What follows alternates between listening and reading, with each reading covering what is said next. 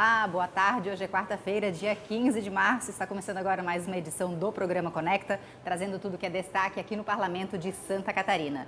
Eu sou Deluana Bus, jornalista da TV da Assembleia Legislativa.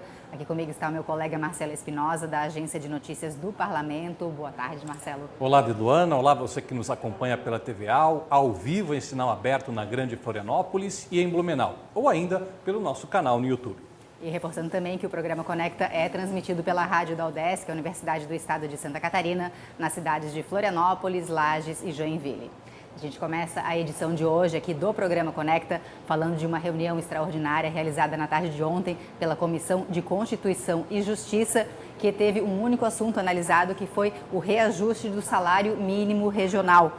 Um reajuste previsto acima da inflação e que, conforme os deputados que estavam participando dessa reunião destacaram, já é fruto de um consenso entre patrões e trabalhadores, consenso esse que já vem sendo realizado nos últimos 13 anos, Marcelo. Isso, Deluana. E agora na tela, quem está nos assistindo pela TVA pode acompanhar aí os valores, o reajuste que foi aplicado em cada uma das 4 faixas, de 1.416 para 1.521 na primeira faixa, e chegando à última faixa que passou de 1.621 para 1.740. São 4 faixas salariais. Nessas faixas estão várias categorias profissionais.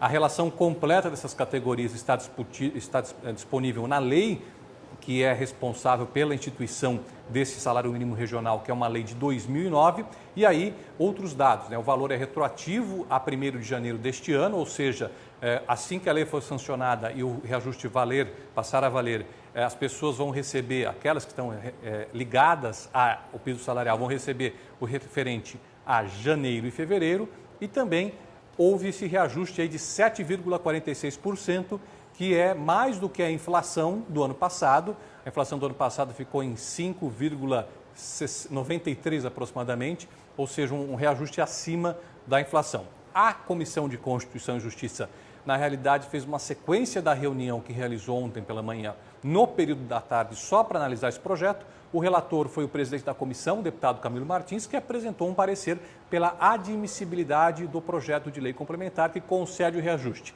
Por unanimidade, os membros da comissão aprovaram o parecer e agora o projeto já está nas mãos da Comissão de Finanças e Tributação. Os deputados destacaram a importância, Deluana, desse reajuste. É bom para o trabalhador, que vai ter um repasse maior no seu salário. É bom para a economia do Estado, é mais dinheiro movimentando a economia.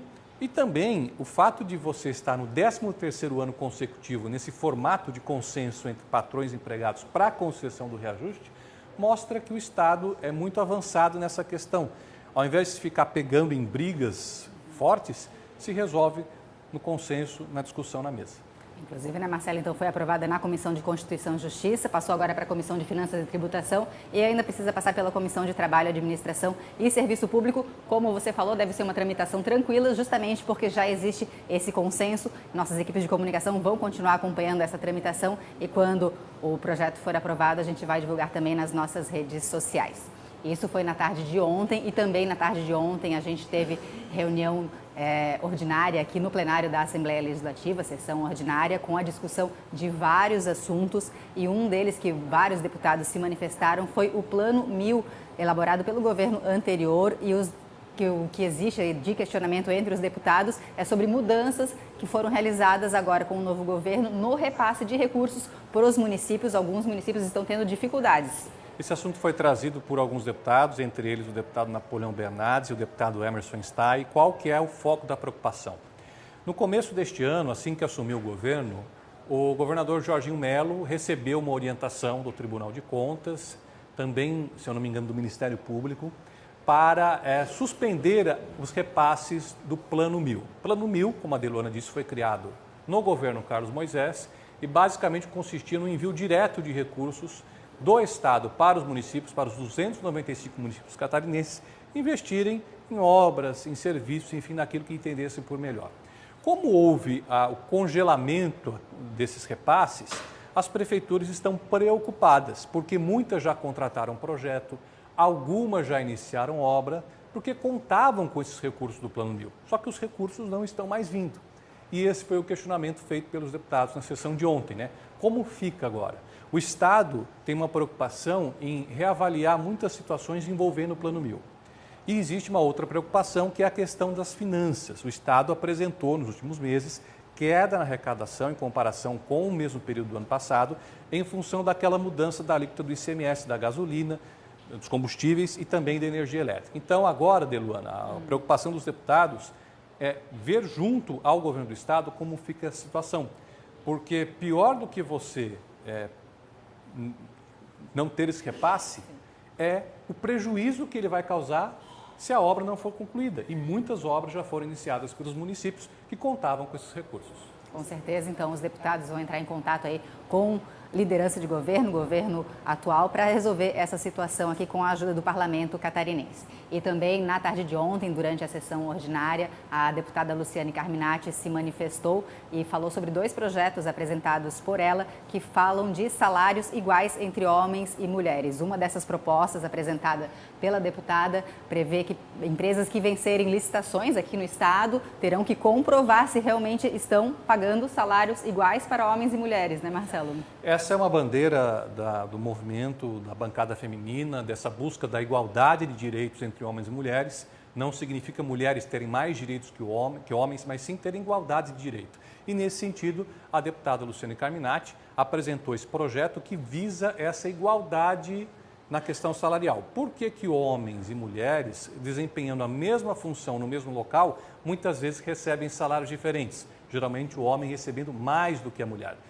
A deputada deixou bem claro que essa é uma questão que precisa ser resolvida. Já há uma iniciativa lançada pelo governo federal nesse sentido e ela trouxe alguns dados, por exemplo, que apontam essa questão da desigualdade. Infelizmente, segundo esses dados trazidos pela deputada, Santa Catarina está entre os estados com maior desigualdade salarial entre homens e mulheres, atrás apenas de Mato Grosso e Rio Grande do Sul.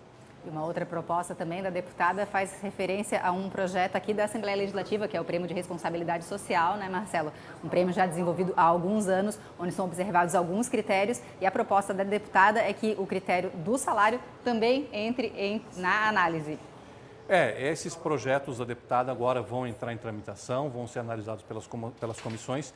Também houve uma abordagem por parte do deputado Sargento Lima com relação a essa questão da violência contra a mulher.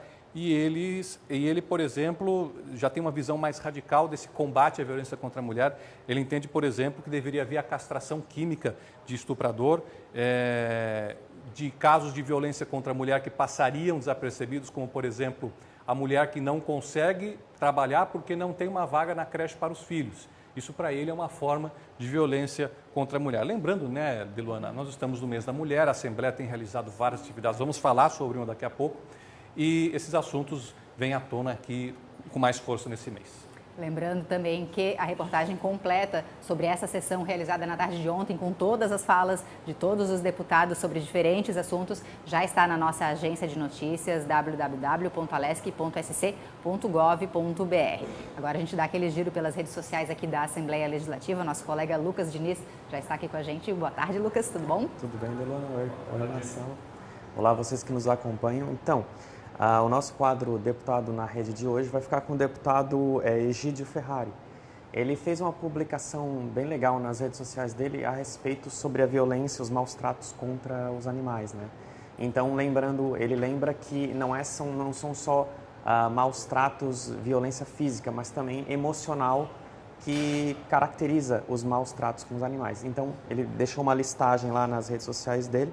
E se você quiser saber um pouco mais sobre o trabalho do deputado Egídio, é só entrar nas redes sociais dele. O Instagram dele é o @Egídio Ferrari, né? Delegado Egídio Ferrari.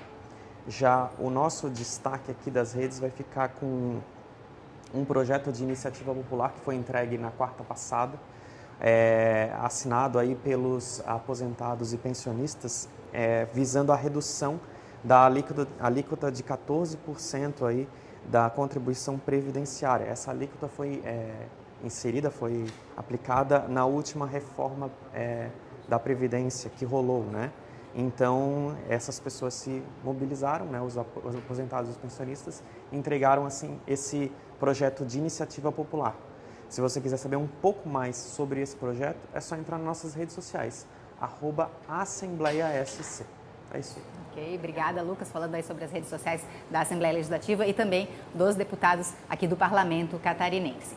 E também na noite de ontem foi realizado aqui no Parlamento um lançamento literário dentro dessa programação que a gente falava antes do mês da mulher. Foi lançado o livro Resistências por Mãos de Mulheres Camponesas, um livro vinculado ao movimento de mulheres camponesas aqui de Santa Catarina, um trabalho bem bonito, né, Marcelo? Que envolveu várias mulheres que contam em textos curtos um pouco da experiência que elas têm no campo.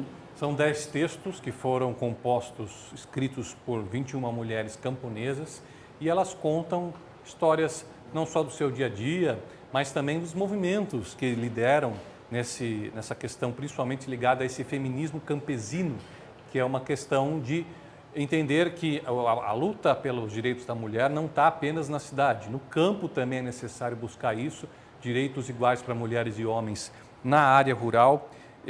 Também sobre questões que são muito abordadas pelo movimento campesino, que é a agroecologia, o uso adequado da água. Afinal, nós estamos tratando de pequenas propriedades em geral que precisam dos recursos naturais para poder sobreviver, principalmente do uso racional da água. Essa obra foi feita em conjunto pela Escola do Legislativo Lício Mauro da Silveira e pela bancada feminina.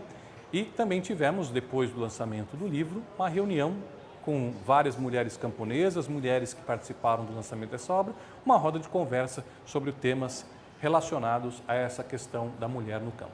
Inclusive, a nossa reportagem conversou com uma das organizadoras desse movimento, que é uma agricultora do município de Palma Sola, a Noemi Creta, e também com a deputada Luciane Carminati, que prestigiou esse evento realizado na noite de ontem aqui na Assembleia Legislativa. Você acompanha agora a fala das duas. Esses textos todos, eles não foram produzidos por intelectuais que estão nas academias. Eles foram produzidos a partir da experiência concreta, também de 50 quintais produtivos que foram feitos durante o período da pandemia e que, portanto, exigiu também dessas mulheres uma reconstrução, né, das suas vidas, do seu fazer, da sua produção voltada ao campo e também à produção de alimentos saudáveis e, ao mesmo tempo, dialogando e teorizando com as contribuições dos pensadores sobre o tema do solo, sobre o tema da terra, sobre o tema da água e dos alimentos saudáveis. O movimento se baseou pelas questões da vivência das mulheres, das violências e também das necessidades de trazer à tona propostas da construção, em especial do feminismo camponês popular. Então, a partir disso, a gente foi escrevendo, colocando no papel alguns nomes, alguns títulos, e esses títulos foram distribuídos então para as mulheres que trouxeram em 10 grandes temas essa coletânea que compõe esse livro. A nossa reportagem conversou com algumas dessas mulheres camponesas. A reportagem você pode acompanhar no @AssembleiaSC, no YouTube da Assembleia Legislativa. E na tarde de ontem começou aqui na Assembleia Legislativa um grande evento reunindo vereadores de todas as regiões aqui do estado, um evento promovido pela União dos Vereadores de Santa Catarina. Esse encontro estadual se estende até sexta-feira com vários assuntos em pauta, Marcelo. É hoje uma programação extensa e amanhã o destaque. Um dos destaques, a palestra, a participação do presidente da Assembleia, deputado Mauro de Nadal, e também a eleição da nova da nova direção da União dos Vereadores de Santa Catarina para os próximos 3 anos, o mandato de Anderson Gusato, como ele mesmo disse ontem aqui, chegando ao final agora em maio. Exatamente, Marcelo. Então é isso. Lembrando que a gente tem daqui a pouquinho sessão ordinária aqui no Parlamento da Assembleia Legislativa, a partir das 2 horas, com transmissão ao vivo pela TVAL e também no nosso canal no YouTube, Assembleia SC. O programa Conecta vai ficando por aqui. Siga a Assembleia nas redes sociais, Instagram, Facebook, YouTube, @Assembleia SC. Uma boa tarde para todos.